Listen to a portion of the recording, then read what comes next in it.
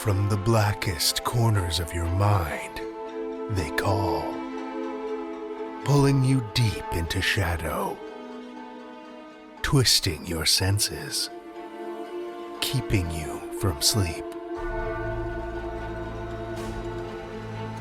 It's time to face your darkest fears. This is Tales to Terrify.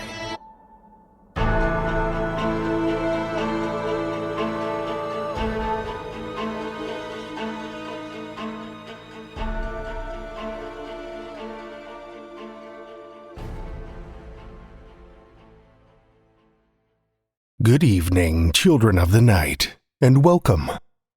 We have an extra long tale for you this evening, so I won't take up much of your time tonight before we dive in. A quick note of warning before we do, though. This particular tale has some stronger than usual trigger warnings, so make sure to check the show notes. Our story this evening comes to us from R.A. Busby, winner of the 2020 Shirley Jackson Award for Short Fiction for her story, Not the Man I Married. R.A. Busby is also the author of the stories Bits, Street View, Holes, and other works of deliberately disquieting fiction. I was always instructed to write about what I know, she states, and I know what scares me. In her spare time, R.A. Busby watches cheerfully gruesome horror movies and goes running in the desert with her dog. Children of the night, join me for R.A. Busby's Shut Your Eyes While Mother Sings, a Tales to Terrify original.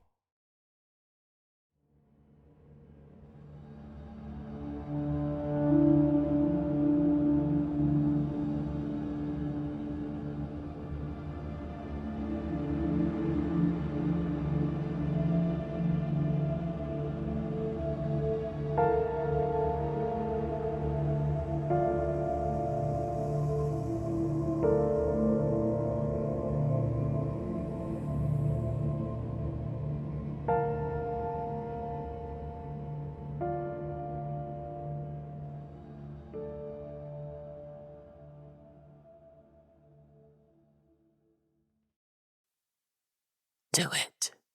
Just do it. Sarah stood by the garbage disposal, listening to the whispers in the corner and letting the water wash everything clean.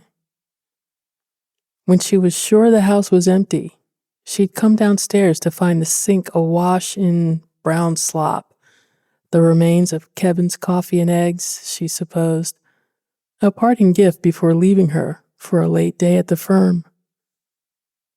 There was the pan, his cup, and, floating on the greasy surface, a lone rubber nipple. Pinching the nipple from the water with a grimace, she flung the thing in the trash. The baby could never use it now. Sarah rubbed her fingers along her bathrobe, but when she put them to her nose, she still imagined the stench of eggs there, fertile and sulfurous as hell. God, she was so tired. Shut your eyes while Mother sings, she thought, and let her eyelids droop down for a moment. Just one. With a sigh, she opened them again and turned on the disposal. The foul water swept past the splash guard and plunged into the darkness, and soon she made out the name Macerator 4000 etched around the brushed steel pipe of the drain. Below that, the opening gaped like a dark metallic throat. A growl rose from the mechanism's interior. Sarah thought about the 3 whirling impellers down there, busily spinning food to the edges where they would be torn into tiny bits and cleaned out with the wastewater. She enjoyed this idea, its cleanliness, its foreverness. Turn foul things to liquid and flush them all away. The hole to the disposal was the perfect size for her hand. When it came, the whisper seemed to emerge from the shadows by the pantry, speaking with a dry, audible insistence. Do it. Sarah knew that sound, that subtle susurration. Poe had named that whispering voice the imp of the perverse, the thing that urged, do it. It was that impulse you got on a 2-lane highway where a jerk of the wheel would plow you into oncoming traffic. The one on the plane asking what would happen if you grabbed the emergency release handle on the wing exit and gave it a good, hard mid-air yank. Do it. The first time Sarah encountered the voice had been the year she'd married Kevin, the year she'd flunked college. Her sister Connie had turned up a place for her, affordable if she paid each month in cash. Though the studios were tiny and dark, the top floor had a small wooden deck. She'd been fighting with Kevin then. She couldn't remember why. The age gap, maybe? Her move to a new place. The ex-wife she'd found out about that week. She's unstable, Kevin had said. Crazy. Not able to have kids. 1,000,000 meds. Trust me, you don't want to know. But she had, and the discussion ended badly. Either way, Sarah had accomplished the move-in by herself, and by evening, she just wanted a break. A breeze. The deck would do. Beyond the deck, the roof was flat as a shoebox. She'd ease to the edge, conscious of wind pushing at her back with gentle fingers. Peering over, she traced the red brick building down to the alley where a woman in a housecoat shuffled behind an old chihuahua, and Sarah heard, "You should, jump." She'd been wearing pink flip-flops. Sliding them off, she curled her toes over the edge as if it were a diving board. In high school, she'd been on the swim team. Try it. Just see. Now, standing at the sink in the silent house, Sarah imagined if she made her fingers into a pinched beak, they would feed into the disposal more easily. She could jam them into the clattering chunk of the impellers and feel them bite in before the whirling grind plates chattered at her fingertips, whittling them down like library pencils. No doubt there would be spatter, she considered, imagining how difficult it would be to clean the wood blinds above the sink. She doubted the cuts would be neat. As her fingers traced the M.A. in macerator, she imagined herself tugging out her mangled arm and holding it aloft, clinically examining shredded finger flesh dangling raw and pink in the window light, the disturbing ivory chunk of human bone and thready nerves like angel hair pasta. If she shoved her arm in deep enough, to her wrist maybe, would the impellers get tangled in her tendons? Would the complicated chunks of her hand cause the mechanism to jam and overheat? If that happened, they'd certainly have to call the plumber. Well, Kevin would. What would he say? See, that would be a conversation. No, she thought, not now. At that, Sarah turned off the disposal and caught a whiff of her flesh below her bathrobe. I smell like rotten meat, sweat and piss and milk and ass and blood. Connie would tell me I need a bath. In the warm wash, she could pour in mineral salts, the lavender kind, and lather up the hair which had hung down her face in greasy brown chunks for the last 2 weeks.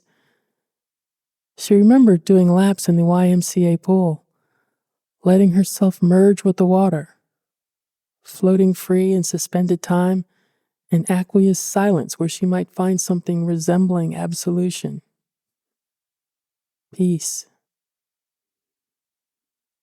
But that would mean looking at herself, looking down at herself. She could not do that. Not this time. Things had gone wrong during the birth. When they'd arrived, Sarah was dilated to 10. Pointing at the elevated bed, the nurse ordered her to climb up, but she could only throw herself sideways across the mattress, unable to move as the nurse probed her vagina with 2 hard fingers. The next words Sarah remembered hearing her say were, "I feel a butt." At this, the room exploded with technology, monitors and medicines and men, and there had been a shot in the spine between contractions so violent they bent her body backwards in a bow. She called for Kevin, and perhaps he had been there, but she didn't remember. As far as she knew, she was alone. Papers were shoved under her nose, and she initialed them, not knowing what she'd signed away. Probably her life. Some hours later, she awoke alone in the plastic hospital silence. Her hand darted to her belly, the moving ball that had pressed and jabbed and poked but now only wobbled beneath her fingers, a lifeless, flaccid mass. It was empty. She was empty. And in that minute, she understood this emptiness was a fundamental truth. Everything leaves. As Sarah swung her uncertain feet away from the bed, a warm liquid clot slid lazily from between her legs. Walking upright was not possible, so she made her slow way to the bathroom, bent double, like a question mark. And the question I'm asking is why? The shower was white and impersonal, with tiny soaps and shampoos. On the counter was a washcloth and a towel. In the shower, a plastic bench. She ran the water until it grew warm, and laid the hand towel down, knowing she couldn't stand upright for long. She fumbled with the ties on the hospital gown and slid it off, then stared down at herself in disbelief. They're joking. This must be a joke. Someone had dressed her in white fishnet panties, as if she were a stripper bride. The panties were stuck to her flesh with blood, and she stepped into the shower to let the warm water loosen them. I still look kinda pregnant, she realized, running her hand over the midsection, scored red with stretch marks, a rubbery blob that seemed about to slip off her actual body. With a hiss, she tugged at the waistband until the panties came away in a sodden wad. Then she saw what they had done. Across her abdomen, from hip to hip, was a jagged row of staples, a bloody zipper in her flesh, and she realized, oh God, I'm stapled. I'm stapled. I'm Frankenstein. They hauled out my guts and they shoved away my intestines and yanked out my uterus into the air and they sectioned me and they cut me open. They nailed me. They stapled me. They stapled me. Oh God. She screamed under the water for a long, long time. The house seemed strange to her. It had since they'd returned from the hospital. They'd stepped inside, Sarah holding the baby like some delicate and tenuous bubble, and Kevin holding the door. When it closed behind her, she didn't recognize the place as her own. The room felt artificial, a stage on which they were playing house. She hoped the feeling might go away after a few days, but it had not. In the living room, Sarah now stared at the magazines and crossword puzzles Kevin's mother, Linda, had left scattered on the TV tray, along with a napkin printed with a lipstick smear. Whoops, the props are out of order. How careless. She sighed. It all needs cleaning. I should clean and try to pump an ounce or two before Linda and the baby come back. And then I should empty the diaper pail because I can smell piss and baby shit, and the stink gets in my hair. I should... In the end, it was easier to crawl upstairs, pull the blue comforter over her face, and hide where the shadows would embrace her. She closed her eyes, drinking in the ache there, the staring weariness, the emptiness, and prayed for sleep. Just a tiny little sleep, an inconspicuous sleep where the voices would stop. What if it needs me? Why aren't you there with it? You should, you should, you should. In about 20 minutes, Kevin's mother would come back with her clatter and her thumping, with the carrier and her protests of, "Oh dear, this thing is so very hard to handle," because Linda refused to consider using a baby sling since it looked primitive, and they'd never had such things when Kevin was an infant, never at all. And did Sarah imagine she was a kangaroo? And the baby would start to cry again with its thin wail cycling up and down like the disposal, and it would be Sarah's turn to feed it because she had the titties. Yeah, baby, show me them big old cow titties. And she couldn't anymore. Not today. Not until her breasts healed. Don't touch me. Don't touch me. If anyone touched her, even the fucking baby, she would scream, and nursing felt as if she were suckling a cat with a rasping sandpaper tongue scraping on her nipples, scraping them raw, eating down the nipples to little bleeding nubbins. As soon as the baby latched on and stopped crying, Sarah would start. She didn't think she could. Not today, not this time. No. No. No. No. These days, Sarah stayed alone in the guest bedroom Kevin used for office storage. Ultimately, it was easier. Always a restless sleeper, she'd worsened in the 3rd trimester, and he'd complained about her getting up and down. I can't help it, she'd explained. I'm pregnant, Kevin. I have to pee. As soon as she stood by the bathroom, there came a painful twinge as some baby toe poked at the mouth of her cervix. Oh, goody, it's a DIY pap smear, she thought, whirling for the toilet before she pissed on her feet. I'm employed, Sarah. I have to sleep, he'd called back, shoving pillows around his head and turning away. In the evening, when she came back from the store, she found him setting up a futon for her between his file cabinets and the potted palm that never quite got enough sun, even though the windows faced the sea. He'd bustled about, showing her the creature comforts in her new sleeping quarters, the pillows, the blankets, framed picture of her mother and older sister Connie on an end table, the ocean view, the heating pad, a tray where drinks could sit without ruining the old wood floor. So I guess I'm alone now, she said, trying to keep her voice light. Well, Kevin responded, pointing to her belly, except for the baby. No, seriously, it'll be so much better for the both of us, right? Right, she'd said. Be grateful, she told herself. At least you have a house. At least you have a room. At least you're not alone. Be grateful Kevin kept his job, unlike you. Hard to teach cardio when you can't get through a class without puking, am I right? Whee! And you figured college bulimia was fun. Well, they can't afford the liability if you go into labor during HIIT, so see ya.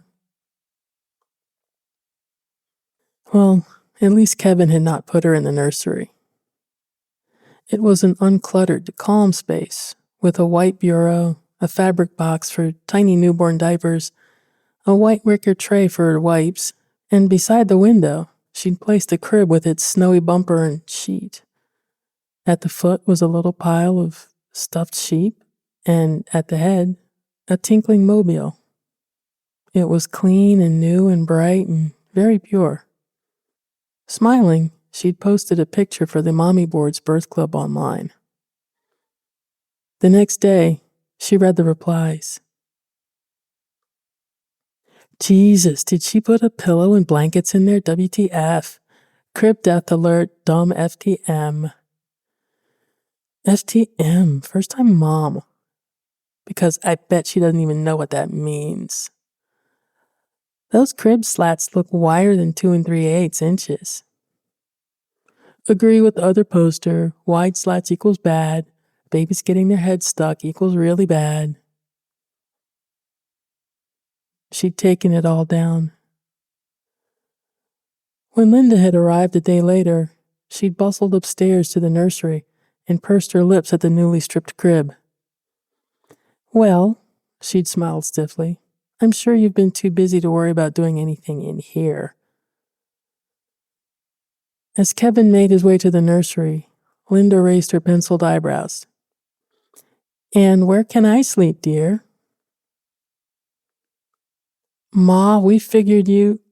Linda waved a dismissive hand. I see. I don't need a room, just a couch. A chair? I won't be any trouble to you at all. Not one speck. And you'll need the help soon, won't you? She patted Sarah's elbow and smiled brightly, a smear of frosted lipstick on her teeth. We can go shopping? Ma, Kevin said, it'll be good for the new mommy to be up and about doing things herself. Gotta get used to it. He glanced at Sarah. Right? Right, Sarah had murmured, staring out the window at the cold, dark sea, at the waves that whispered on the sands. Now upstairs, lying down in the empty room in the empty house, she heard waves, the wind, the lonely gull song, and in that moment, almost drifted off. Then the outside door banged open, and she heard the baby cry.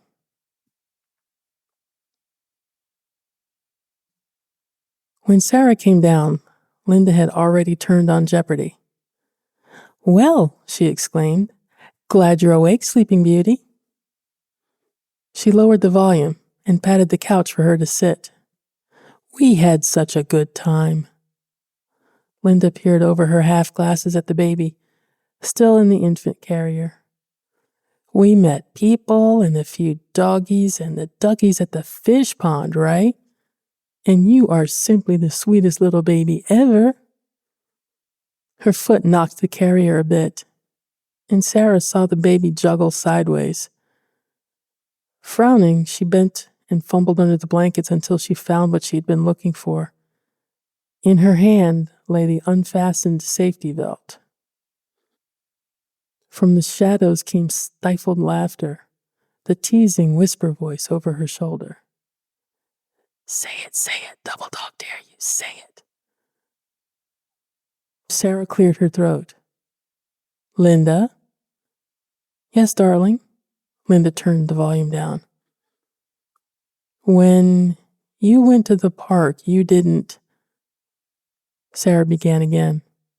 Remember the good girl rules. Don't be irrational. Don't be emotional. Don't raise your voice. Don't argue. Keep calm and carry on. Keep on your sunny side up. Keep... Say it, do it. Crash, pull, jump. Linda, she said, keeping her voice low. When you came home, did you unbuckle the baby? I'm sorry? Unbuckle the baby after you went to the park. Linda paused, laying her crossword aside. I don't believe so. Why? The strap isn't fastened. Neither is the chest thing. Her mother-in-law waved a hand. Oh, well, that. I don't understand how you can tolerate all those buckles, and why do they have to make them so difficult? My God, you practically need a PhD to put a child in a baby bucket. But you needn't worry, everything was perfectly... The strap wasn't fastened. But I told you it was perfectly... The strap wasn't fastened. The strap wasn't fastened, Linda. The strap wasn't fastened.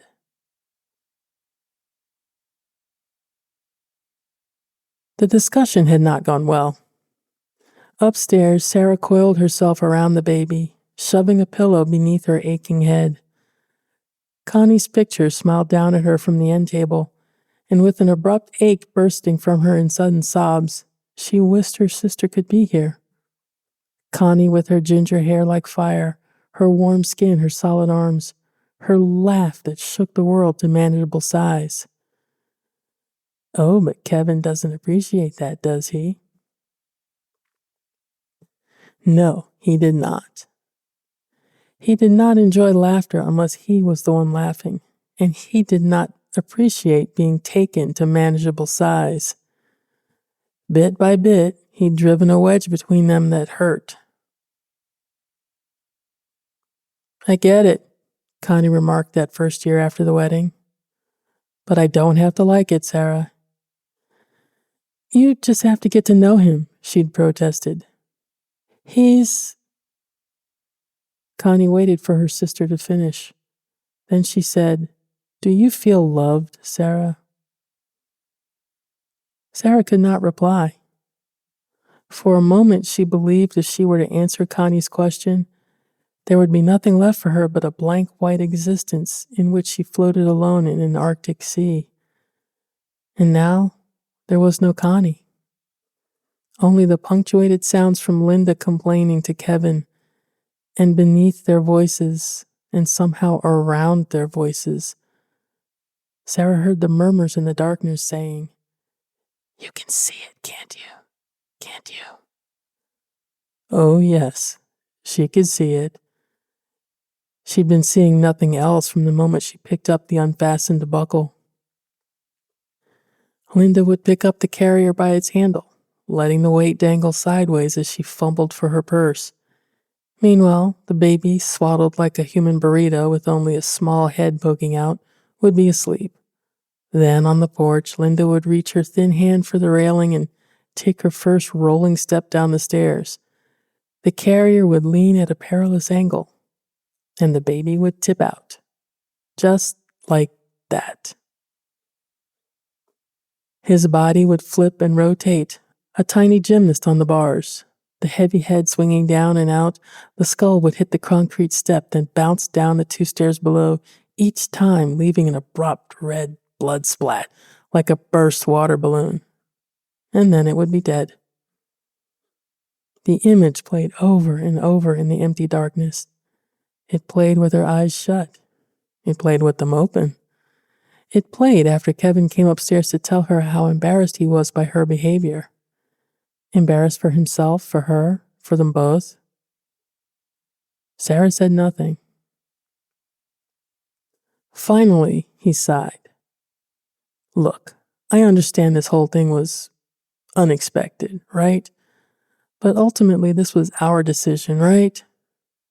He squeezed her fingers. Still, I meant it when I said I'd pitch in. That's why I called Ma.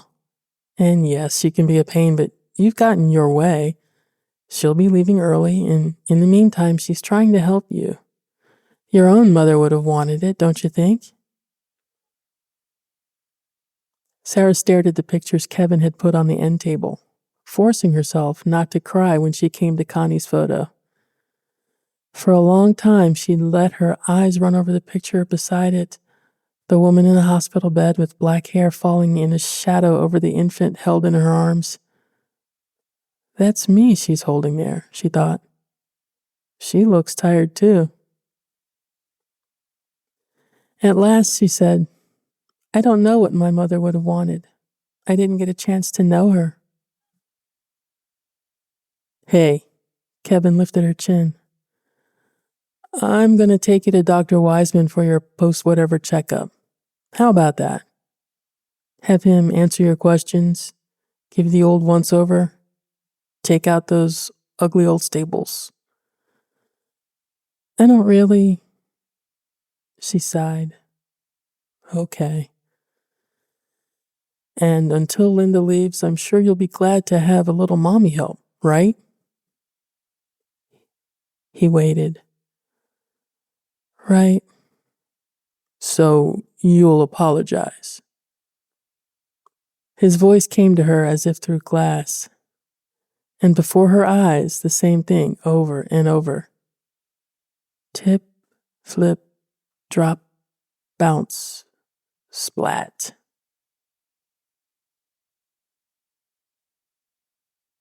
After an hour waiting, Sarah finally allowed herself to slump backward on the doctor's office bed, its plastic surface covered with crackling butcher paper to protect the upholstery from whatever might leak out of here. No shadows here, she thought, staring at the bright fluorescent lights. Her eyes seemed swollen and sandy, and when she closed them, they sucked all the moisture from her lids, so she kept them shut, but when she did, there were visions. Can't you see it? Tip, flip. Sarah frowned, listening harder. Above her, the fluorescence buzzed. As she lay with her knees to her chest, it felt as if she listened hard enough, she could perceive words in the silence. And then the door to the examination room opened. Afternoon, said the doctor, yanking back the curtain with a rattle. Glad you came by. He glanced at the chart. Sarah. He clicked his pen. So, we're here for the postnatal checkup. Baby sleeping through the night yet? She stared at him. I was kidding, he chuckled, drawing on a nitrile glove. Gotta remember to sleep when the baby sleeps, or you'll get a bad old case of mommy brain. Mommy brain? He chuckled. Mommy brain is when a woman's scatterbrained, more than usual. Hormones. He noted this on the chart and looked down at the checklist for patient concerns. So, how's Mama's breastfeeding coming along? Sarah shook her head, the limp strands falling over her eyes. Not so well. The obstetrician clicked his pen. Good. Well, let's take a look, shall we? He tugged at her hospital gown and pulled it lower, examining her nipples. Both were red and swollen, and the left one had scabbed. Yes, they do seem inflamed, he murmured, and made another note. Now, let's check your incision. Lie back, please. He prodded at the staples in her abdomen. I believe we'll pull these out. It might hurt. It did.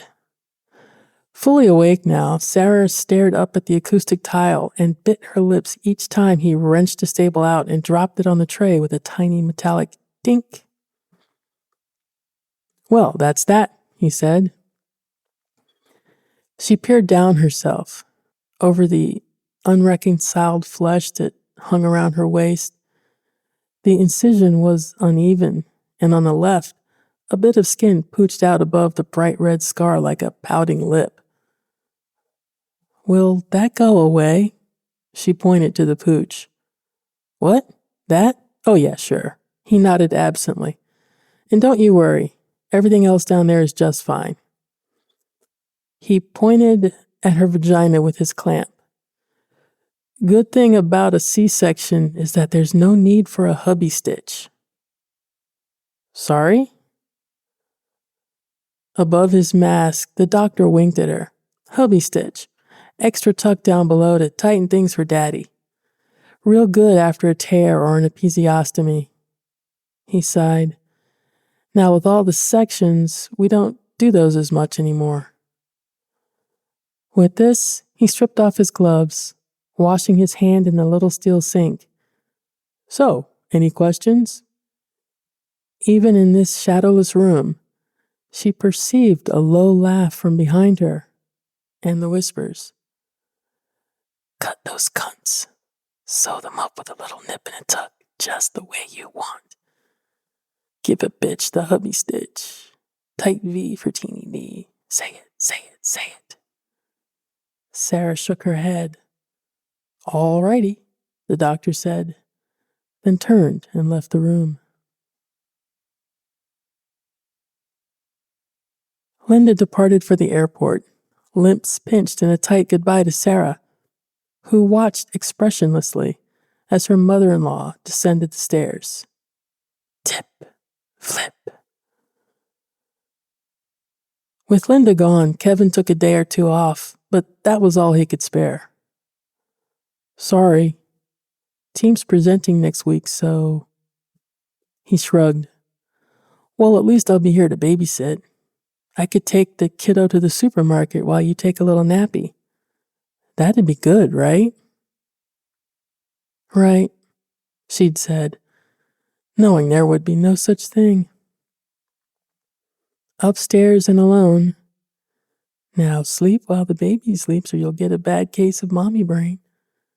She imagined Kevin at the market. He'd park his car near the wide-open entrance, chirp the alarm, and whistle an aimless tune as he ambled down the parking lot, pocketing his keys, the door to the market wishing open with a cool air kiss on this hot summer day. He'd pause at the deli case, she imagined, examining labels to check the carb content for the pre-made sandwiches and the supermarket sushi, the protein in the fresh garden salads. He'd exchange a few words with the counter person. A half-pound of aged Swiss, he might say. But in her mind, she saw the entrance, and near the entrance, the car, and in the car, forgotten in its rear-facing seat, the baby. The temperature in the car edged past 80. For a moment, the child stared ahead in unblinking silence and began to cry, then scream. Inside, the temperature rose to over 120 degrees. Not long after, the baby fell silent while Kevin, lingering in the produce section, sniffed the stem of a perfect Roma tomato and put it in his cart. The whispers came now, gentle and insistent. See it, see it. You can, can't you? She could. There would be blisters on its skin. It would be red, like a Roma tomato. How could you even live with yourself? What kind of mother? Sarah waited until Kevin was immersed in a game. Cheers and air horns from the stands drowning out every other sound. The nursery hinges creaked a bit, but he'd never hear it. Sarah closed the door and tiptoed to the crib. There was no baby. In the center of the mattress lay a foul and spreading blackness, a dark, oozing blot where her child should have been that stunk like meat and death. I ate it. So tasty. What kind of mother? Her breath chuffed out in high-pitched whines. With an inarticulate cry, she leaped to the window, yanking on the shades until they opened and hung there askew, then whirled back to see things in the light. Oh my fucking God. Oh fucking God. Linda. Once safely there, the mattress now overflowed with the animals and pillows Sarah had taken out, and her child lay face down beneath a dark blue decorative quilt. Heart hammering, Sarah tore the quilt away and hurled it to the floor, hands clawing at the stuffed things, digging them out, flinging them everywhere. Get them out, no crapping cribs. And never, ever face down. Stupid FTM, what kind of mother? Vomit, SIDS, crib, death, brain damage, back to sleep. Get it, they go on their backs. Stop fucking with my baby. Panting, she lay her trembling fingers between her baby's shoulder blades, Beneath them, she felt warmth, softness, a steady rise and fall. Sleeping breath. Her knees buckled with relief. There came a hammering at the door. "Sarah, what's going on?" The knob rattled. "I got an alert on my phone saying the camera's knocked over. Is something wrong?" "What the hell, Sarah?" Kevin's voice was muffled, distant, as if he spoke through water. After a moment, it faded away. Sarah took a basket and laid the child inside, on its back so it can breathe, being careful not to wake it. And when she stepped out, the hallway was empty. Kevin, she presumed, had gone downstairs to find a key. She frowned, wondering when she'd locked the nursery door, but supposed it didn't matter. The baby stirred, a tiny spit bubble forming on lips pink as the pout of a conch, and settled down to sleep against the clean white sheets in the clean white basket. Inside the office, Sarah let out the breath she didn't realize she'd been holding and placed the basket between herself and the wall. Kevin strode in and flipped on the light. "Sarah, what happened? What was that freak out about?" He held the phone to her face. On it, the nursery monitor video replayed until the camera fell, and all it played were the desperate panic wheezes of her breathing.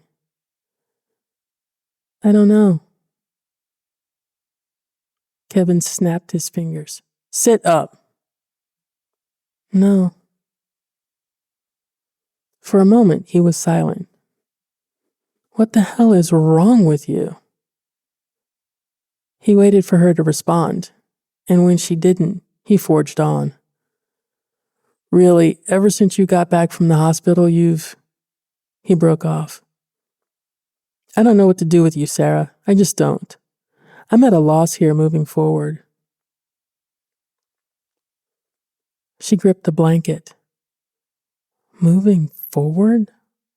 What the fuck? It sounds like he's firing me."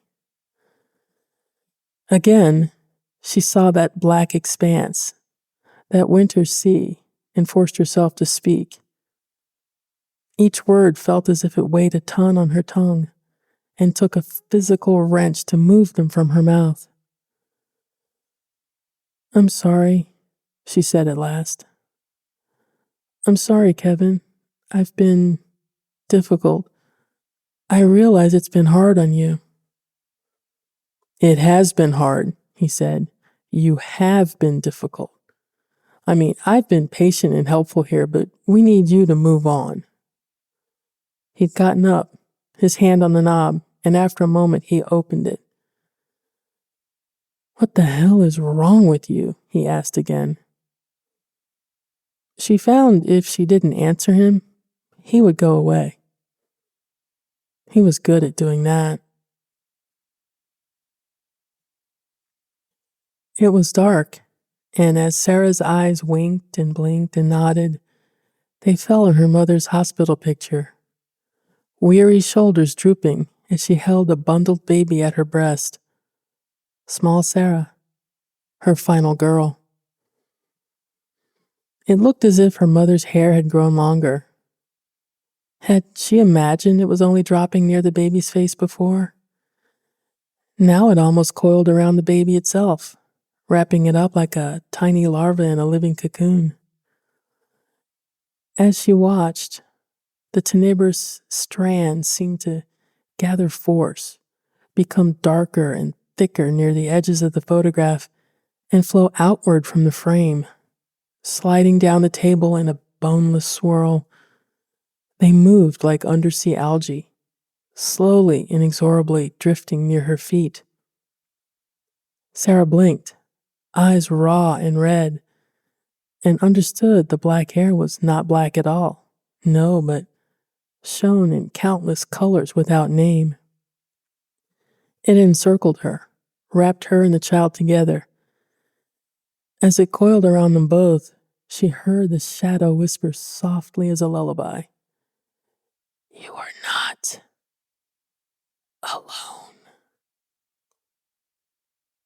Sleep, baby, the dark thing whispered, nestling her in warm black hair.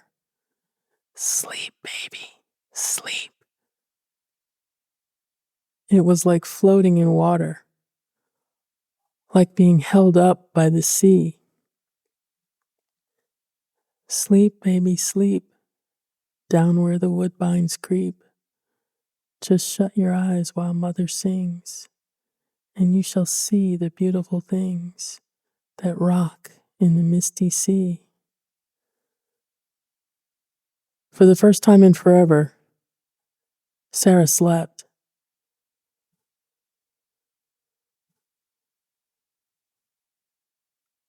She woke at dawn, and when the baby stirred, she found herself able to take it from the basket and give it the breast before it could start to cry. Together they lay, dark head by dark head, and breathed the same air and the same rhythm. The early morning light came in a cool glow like the ocean, and when Sarah looked down, she saw a thing she'd never seen before. The child was staring up at her. She realized then that the baby's eyes were beautifully deep, not blue or brown or gray, but all the colors together, a depthless, formless shade, the color of abysses in the sea, a look without judgment, hate, or scorn, but only wonder. In the clean light of that gaze, Sarah felt abruptly visible. She sees me. She sees me and knows me as I am. She's been inside me, yes, but she is not me. She is herself. Marin, she said, and ran her fingers over her wide, unfurrowed forehead. Marin, your name is Marin. That's not the baby's name, said Kevin later. Okay, that's it. I don't give a shit what Kevin says. I'm coming out there. You sound terrible. You look worse. Even with her dimmed phone, Sarah could see the anxious concern on her sister's face, and her heart gave an extra beat as if Connie had reached inside her chest to hold it safe. Thanks, sis, said Sarah, but she was laughing. No, seriously. Connie had not lost her frown. Hell, I should have come months ago. I didn't because, well, we both realized Kevin's my #1 fan only if we're reenacting misery. But tough shit, I say. I'm sorry, hun. I let him keep me away. Anyway, I'd love to see your beautiful daughter. And the name Marin is absolutely perfect. When would be good? I'm sure you already have all the help you can ask for, but... No, Sarah shook her head. I don't, not really. Connie's frown grew deeper. What's not really? Well, he had his mom here, but... Mrs. Lipstick Teeth? Connie snorted. She's a piece of work. One day I'll tell you what I overheard her saying at your wedding. No, but seriously, Sarah, you're telling me you have, like, zero help? Not exactly.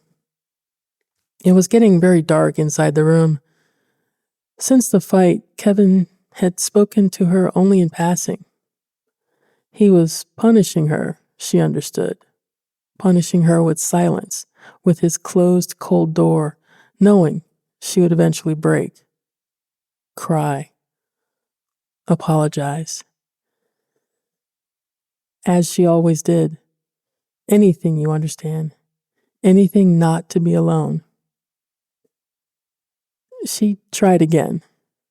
No, not zero help, exactly, but close enough for rock and roll, right? Less than 2 weeks into it and you're flying solo? Jesus. Connie shook her head. I'm not even a parent, but to quote Dr. Spock, what the actual fuck? It's okay. Connie's voice cut through the silence. "No," she said. "It's not okay, Sarah. Listen, I know this is going to sound extreme, but, well, I want you to come live with me. You and the lovely Marin. We'll figure something out." The air in the room seemed to have grown thicker, denser. Connie was getting harder to make out. Sarah pressed the button for the volume and drank in her sister's voice, and after a moment, the baby stirred, lower lip twitching gently as if nursing a phantom nipple. "Shit," she thought. "I'm crying on my kid. It was my fault. I shut him out. Bullshit. You just had a baby.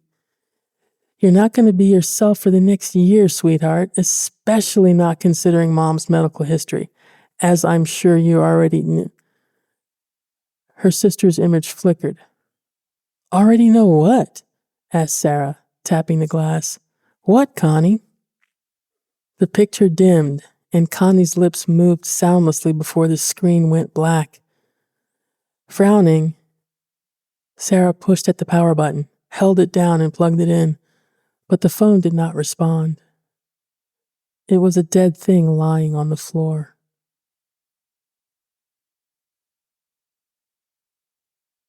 When she was certain Kevin had gone to the office for the day, Sarah ventured to the nursery and grabbed baby things, diapers and wipes, a few tiny onesies, an outfit or two. "Connie's got a small place. There's no room for all this crap. Just bring the important stuff: clothing, car seat, boobs, baby." Over and over she had tried to make her phone work, but it lay there in her hand, a dull black brick, and though Sarah had searched throughout the house, she could not find her old laptop.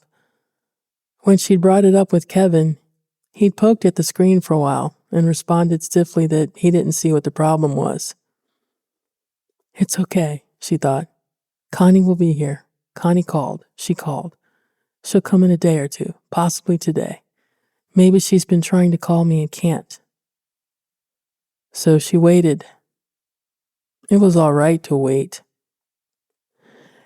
She lay on the blanket beside Marin, drinking in those fathomless eyes and marveling at a human so new she had never touched her feet to naked earth.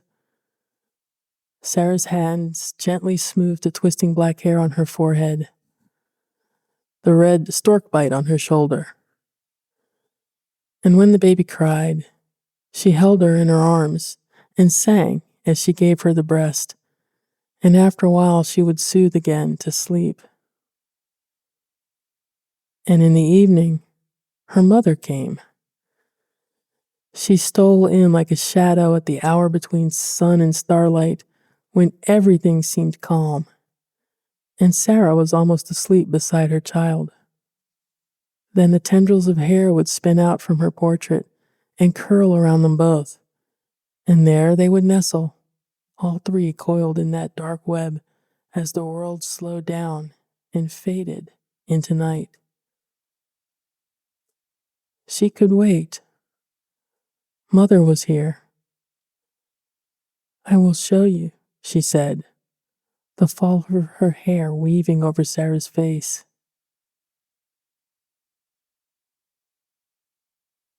In the dream, her abdomen swelled in a vast skin bubble so taut below the navel that she thought, if I so much as touch it, it will burst. And suddenly it did. Her body blew open like a rotten tulip, wet meat shards dangling down in hanks to stain the hospital bedsheets a guilty, steaming red. From her belly streamed a fount of inky darkness, a hot black flow covering the ceiling and dripping down on her, waters from a warm, embracing sea. I'm in the disposal. Mother's here. The doctor shoved the curtain to the side with a clatter. In his hand was the heavy stapler from Kevin's office desk, and bending over her, he hummed abstractedly as he jammed it into her again and again. Chunk, chunk, chunk, fusing flesh like Frankenstein's. I'll give you a little staple down there, too. He pointed at her vagina. Stitch that bitch. Trap that hubby inside so he can't get away.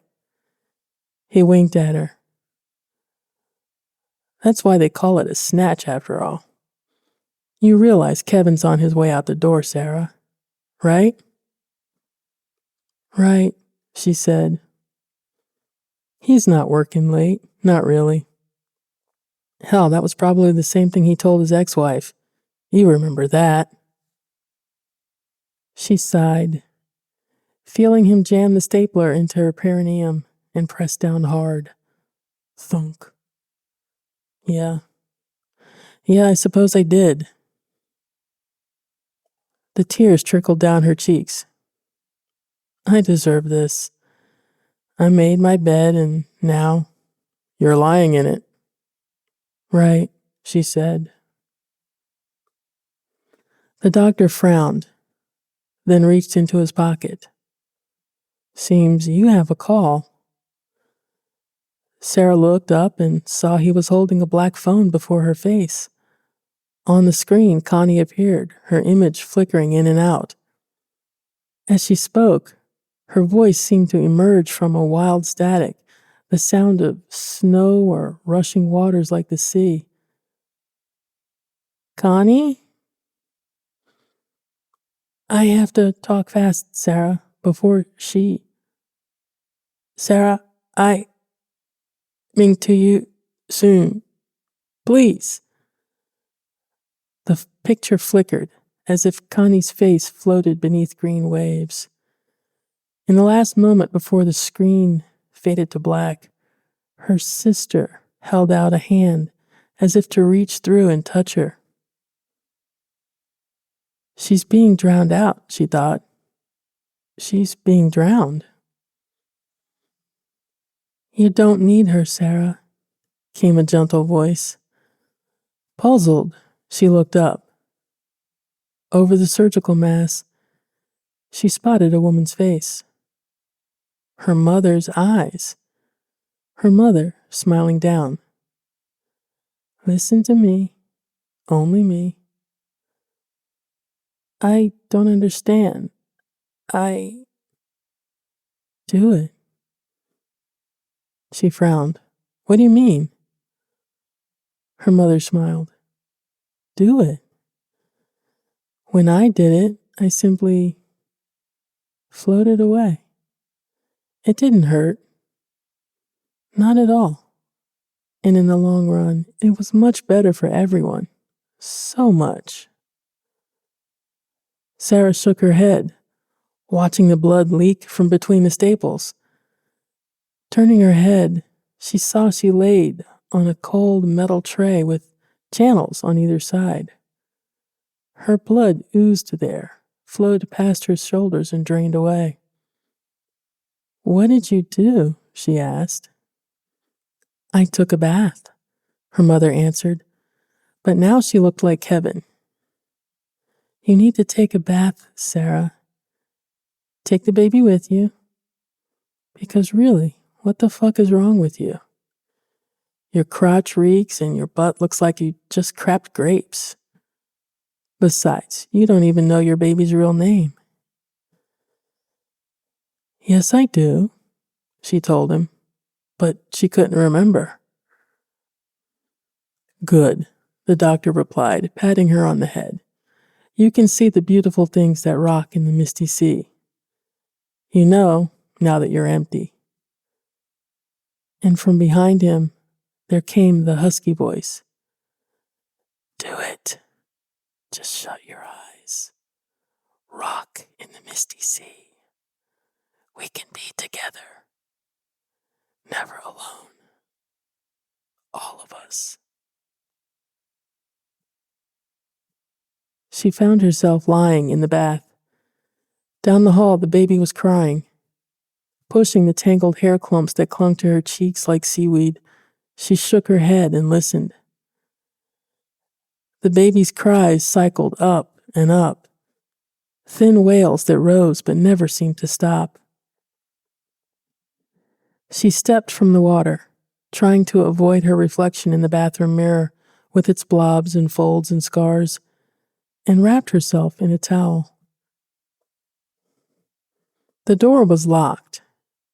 She'd locked herself in. But why? And when? Her feet left wet track marks down the hall as she followed the sound from the nursery. And for a moment she hung back, remembering that spreading darkness in the crib, that black spot that stank of meat. Still, when she peered over, there lay the baby, chubby legs drawn up to its belly and wailing, face tight and red with rage. She picked it up and carried it to the bathroom, shutting the door behind her. "You need a bath, Sarah. Take the baby with you." The water washed over her skin and the baby's, and in the forgiving warmth, she sensed the deep prickles from her milk coming in. Scissoring her nipple between her fingers for the baby to latch on, she soon felt tight legs loosen in the gentle amniotic wet, the feel of skin on skin. With her toes, Sarah edged the tap on again. Not too hot, she cautioned herself. Jesus practically boils her BB like it's pasta. Tell me again why we'd let dumb FTMs live? Much better for everyone if they just floated away. So much. Set water heaters to 120 degrees and keep bath temp at 98 to 99 for infant scrubby time. Smiley face. The bath water rose higher, lapping around her sore breasts. A wet washcloth dangled on the side of the tub, and Sarah gently laid it over the breast the baby, you don't even know her real name, wasn't latched onto, and sighed, closing her eyes. The rushing water that came low and modulated Mother Murmur, the voice of the shadow, the one that spoke to her gently. The waters rose around her shoulders like a warm arm, cradling her and covering the baby's legs. Sarah dipped down lower, afraid the child would be cold with the air against her naked skin, so pure and undefiled, unlike her own. She saw herself, a foul, blobbed thing, exploded and stapled and bleeding. Disposal. And only water could make her clean again. But she'd need an ocean's worth to wash it all away, to wash her all away. She closed her eyes, listening to the rumble as the bathwater lapped over her chest. It tickled the baby's chin as she nestled into Sarah's arm. It didn't hurt. In the long run, it'll be so much better for everyone. But take your baby.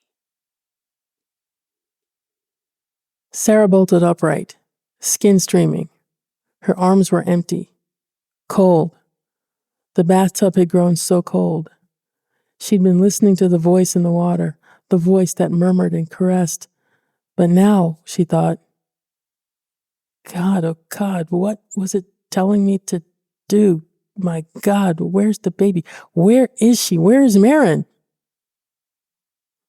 She pawed frantically down in the bath, but it was clear and clean when she stood up, even when she heaved herself out onto the bath mat, staggering as a wet foot slid on the tile. Under her damp fingers, the doorknob refused to turn, stubbornly resistant. Locked. When did I? And why? Marin! Until she jerked the shower liner off the bar and wrapped it around the knob for purchase, yanking hard until it finally let her go. Where is she? Where is she? Hair streaming behind her, Sarah plunged her way down the hall to the office. On the floor sat Kevin, and in his arms, red-faced and wailing, legs drawn up and furious, was Marin. In the single light from the desk lamp, Kevin's face seemed older, the lines around his mouth more set, more pinched. He did not look her in the eyes. He looked elsewhere lately. Sarah struggled to listen to him, but his voice sounded distant, muffled. He would not give her the baby. You leave her while you decide to take a bath, having some spa day in there while the baby's screaming her head off all alone. He still would not give her the baby. And I tried to make it easy for you. I brought in my mom, paid for her plane ticket and her hotel because you didn't want her here, and what did you do? I don't know. I do. I know. Unlike you, she's been through motherhood, but you treated her like an idiot until she decided to leave, early. Naturally, that threw off my schedule because I had to take off work, and where am I at 3 a.m? I'm tending to the baby you let cry and cry while you... I didn't realize she was crying. Kevin snorted. Well, that's part of the problem now, isn't it? He shook his head. Seriously, what the hell is wrong with you? Marin stirred, wrenching up her face. Give her to me. Sarah held out her arms. For a long minute, he fixed his eyes on hers, cold as green ice. When the comforter she'd wrapped around herself slid down, she noticed how his glance fell away to the far corner. Fuck you, she thought. God, fuck you. And when the shadow seemed to deepen in that corner, Sarah did not say a thing. You see, I've made an effort here, but you've... Kevin sighed. Seriously, what do you want? The truth came rushing to her mouth. I want my sister. Kevin shook his head. I want her here, Kevin. She's coming. She doesn't have to stay here, but Connie's coming. I talked to her. He gave a surprised chuckle. Really? To Connie? On your dead phone? He ran his hand through his hair. So, is it broken or not? Or talk to her psychically, like when you stare down the drain? Fucking Walking Dead around here? The shadow, she realized, had slid behind him now. It had crept up to his hand, dark form on the dark floor, pooling by the office chair like spilled molasses, thick and viscid. Inside the blackness, Sarah noticed there were iridescent shifts and curls, like slick rainbow oil on parking lot puddles. She bit her tongue hard until the lump in her throat receded somewhat, and she trusted herself to answer him. You asked me, she said. That's what I want. And what I want from you is... He raised his eyebrows. Oh, go on. She looked at him steadily. Nothing. Not your house, not your money, and not you. She gestured to the baby in his arms. Only her. Kevin waited for a long moment. When he spoke again, his voice was quieter, conciliatory. I'm sorry. That's not possible, Sarah. Not right now. You can hardly care for yourself. He eased the child back into the basket. You're just not competent, I'm afraid. I put too much on your shoulders, I admit that. Perhaps you could improve later, but if not, then moving forward, we'll have to explore possibilities. What In the meantime, I've asked my mother to come back. Not an easy ask, he said. Still, when I told her about what's going on with you, she finally agreed. So, the shadow loomed over Kevin now. It spread across the wall behind him like a black-winged bird with feathers ragged as an old crow's. In watching it, she almost lost herself in the color swirl, the patterning and unpatterning she saw within the thing. She could lose herself in there, in that liquid color sea. And in the long run, it'll be better for everyone. Kevin, please, he held up a hand. I think it's important that we have you speak to Dr. Wiseman, or a specialist perhaps, someone to talk about your issues, little chatty time. He paused, thinking, and she saw his lips lift a bit at the corners. And also, get you on meds. Please, Kevin, I don't have a problem with meds or therapy. I think that's absolutely worth considering, and maybe you're right. It could be what I need. I'm sure it would help. What I know is that I just need to sleep, Kevin. Can we try that first? Please? And Connie, I miss my sister. The tears sprang to her eyes, and she clenched her fists beneath the comforter, despising them, despising herself. Any point she might have made had been washed away with the salt water. Kevin shook his head. The darkness lay on him now, the old crow wings almost encircling his body, wrapping him in impenetrable shadow, like a swaddled child. I could, she heard it say. Eat him. Eat his face. Hubby Stitch. Sarah closed her eyes and began breathing slowly. Bit by bit, the darkness receded, but not all at once. In slow degrees, it slid from Kevin's back, until at last it seemed merely a shape in the corner, a shadow among shadows. Nothing to see here. So I guess I'm alone now, she said quietly. No, seriously, it'll be so much better for both of us, right? He stared at her. Right, he said. The morning was still. The landscape lay like a child's drawing. Squares of blue and green, light sky on empty sea. Ahead, the ocean churned and roared, hissing as it came flooding around her toes, sucking away the earth beneath her feet and tugging her toward the water, bit by patient bit. If she stood there long enough, the rising tide would come to her, or she to it. Either way, it would be a meeting. The weather had turned chill, and the sand was innocent of any prints but hers. Glancing back at the house for a moment, she wondered if Kevin could spy her from the bedroom window, or from the nursery, where she had left the baby resting in her crib, and supposed perhaps he could, if he would look for her at all.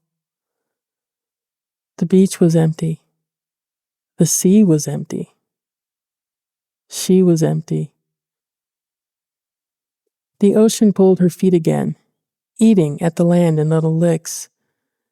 She ventured closer until it enveloped her legs, the waves rushing back as if offended. She smiled a bit at the oddness of this wild water in which she'd almost never gone.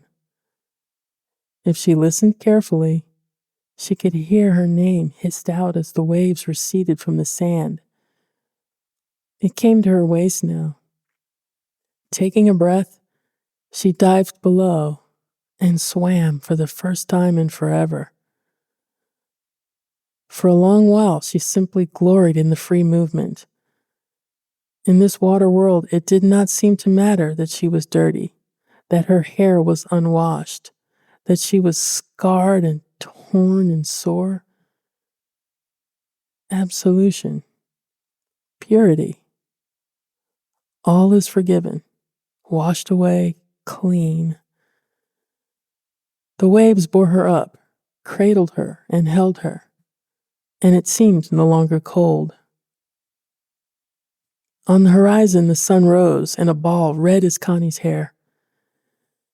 She supposed she'd never see her sister's face again. That time on the phone had been the last, and she couldn't even tell anymore if it really happened or not. And now it was too late, and Connie would never learn that Sarah had remembered her on that final day, had imagined the rising sun looking like her hair, and cried to see such beauty in the world. The tears flowed from her and tasted of the sea. Now, farther out, the low-tide swell rose and fell around her, bearing her up like a bird on the waves, something light and boneless and free. Clean. When I did it, I just floated away. Her mother's voice, speaking to her in the dream about birth and the lights and the masks in the hospital. Her mother murmuring in her ear, "It didn't hurt. Not at all. I just floated away." What had happened to her mother? Her father never spoke of it beyond a few terse words and scant details. "She loved you," he told her, "and now she's gone." It was all he would ever say. At last he would turn from her to his book, to his chores, to his game. Still, the past lingered in their house like a shadow hidden in the corners, in the dark and always there. But Connie had said something. Mom, recovering from birth, of not quite being herself. Not being herself, well, who is she being if she's not being herself? Then came a disturbing answer. Perhaps she's being you. Out here, the waves made their own music, their own murmur. Overhead, gulls with wings like startled eyebrows dived and wheeled and fought for floating fish. Here, everything was clean, and she could lose herself. You aren't yourself. You really aren't yourself. And let herself be taken by the sea. Sarah lay back and opened to the water and the sky, encircled in cold green arms that smelled of fish and sun and the salt she licked from her lips. She closed her eyes, rocking in the arms of the sea like a child. And somewhere she remembered reading that seawater was nearly identical to amniotic fluid. La mer es la mer. The sea is the mother. And my daughter whose name means from the sea. Sarah thought, I had an ocean in me, and inside a little fish swimming. And now she was alone. From the beach there came a woman's cry. With a start, Sarah opened her eyes. The empty sea had grown abruptly cold. She drifted farther out than she realized, and near the beach, she spotted a line of breaking water whose white foam lay upon the undergreen like lace. In the midst, though, where she floated, she saw a flattened corridor, a long, smooth rip between the lacy waves. A woman ran back and forth on the sand, arms waving overhead, calling indistinctly. Her voice was swallowed by the ocean. What had Connie said on the phone? I have to talk fast, Sarah, before she...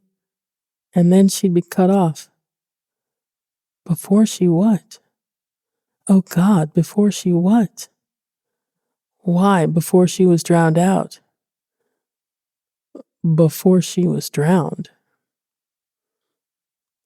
With a gasp, Sarah struck out for the beach, breaths coming quickly, but now the sea fought back, as if in a swollen fury at not getting its way. She was swimming as fast as she could, but each stroke appeared to pull her farther out, easing her away from the shore with inexorable languid force. The buildings grew smaller, and between the waves, the woman on the beach was barely visible. The sun glinted on her hair, and Sarah felt sure she was Connie pointing to the east, to the rising sun. Her sister's calling carried far, telling her, "Shut your eyes. Shut your eyes while Mother sings." No, telling her to swim. Sarah turned parallel to the beach instead, to the direction Connie pointed, sputtering as she took in a mouthful of water. I have to cross that part where the ocean looks flat, she realized. It's bad. Whatever it is, it's bad. Her legs churned beneath her as she fought to stay afloat. The current curled about her like a dream, long wet tendrils brushing at her legs, dark human hair that twined about her thighs in a gentle tickle. Then something circled around her ankle and yanked her downward hard. The waters closed over her head, and she took in another mouthful of brine, fighting her way to the cold air above the surface. Her legs seemed heavy, but she kicked free from the thing that had coiled about her and now swam harder, her shoulders afire with an unfamiliar ache. She longed to rest, to catch her breath, to lie back and float a little, to shut her eyes for only a moment. Sleep, baby, sleep, and you shall see the beautiful things that rock in the misty sea. Do it. Do it. No, said Sarah, but her arms were heavy, moving thickly in the water, pounding in a rhythm grown irregular and wild. She had finally crossed beyond that flat green expanse, but God, the shore seemed so far, with the waving woman on it nothing but a dot. She gasped for air. Her throat turned to red, raw human meat, understanding at last how deeply she had been betrayed. It had worn her mother's face for her, the shadow. Whose face had it worn for her mother? The secret voice grew deeper now, but it was different. All disguises drowned. No longer did it speak to her in whispers, nor murmur in her mother's voice, nor sing a siren lullaby of beautiful things, but screamed at her in rages and in howls, and she knew it, knew that sound for what it truly was.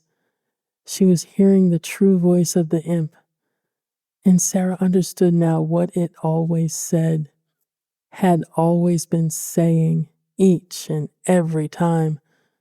It always spoke of death. Do it, do it. Crash, pull, jump. Just shut your eyes and die. No, she muttered, and kicked against the waves. Her voice came louder now. No, not this time. Sarah's shoulders sang with hot pain, but she pressed on, imagining her arms had turned into whirling blades that cut into the sea. The beach seemed closer, and she flew through the water to the woman and the child who waited on the shore. Her eyes and mouth were raw with blood and salt, and down below, her half-knit belly had ripped open to the sting of the sea that washed her clean and healed her. This is what it feels like to be born, she thought. This is what it feels like to be born. She would bleed, she knew. Oh, surely that was true. But she would not be dying. Not anymore.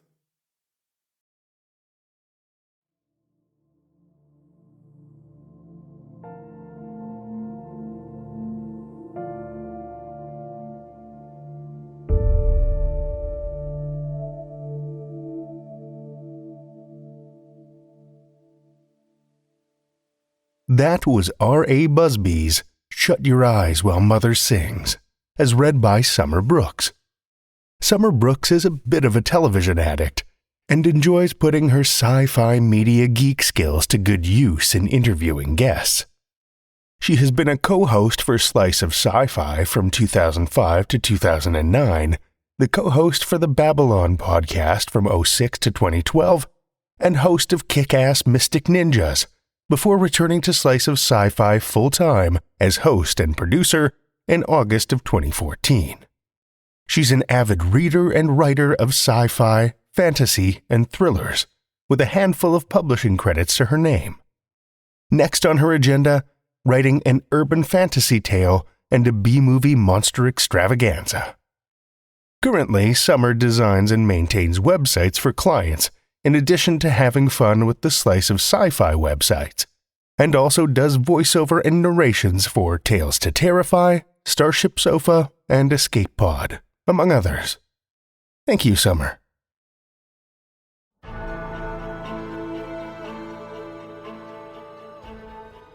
Well, children of the night, the hour is late, and we've run out of tales to tell. For now. Tales to Terrify is made possible by the tremendous generosity of our supporters on Patreon and PayPal. Incredible fans like Lestle Baxter, Belcher, Amanda Carrillo, Amanda Gottfried, and Orion D. Hegre, whose generous support helps keep the lights on and flickering ominously. Not a supporter already? Head over to patreon.com/Tales to Terrify, where you'll find all kinds of perks, like ad-free episodes, bonus content, and one-of-a-kind collectibles and merch packs. Every dollar goes back into this show to make it as horrific as possible, and we appreciate it so much. Want another way to support the show that doesn't cost a cent? Head over to Podchaser, Spotify, or Apple Podcasts and leave us a 5-star rating or review. You'll not only put an unnaturally wide smile on our faces, but help new listeners discover our terrifying tales too. Why not share your love of the show out in the world with some Tales to Terrify merch? TalesToTerrify.com/merch will take you to our TeePublic store, where we've got a great collection of creepy custom and curated designs, so you can show those around you just how twisted you truly are. Tales to Terrify is produced by Seth Williams, Meredith Morgenstern, Andrew Gibson, Crystal Hammond, Spencer Disparty, and myself, Drew Sebastini, with original theme by Nebulous Entertainment. Tales to Terrify is distributed under a Creative Commons Attribution, Non-Commercial, No Derivatives license. Join us again next week as we settle in for one hell of a party with more Tales to Terrify.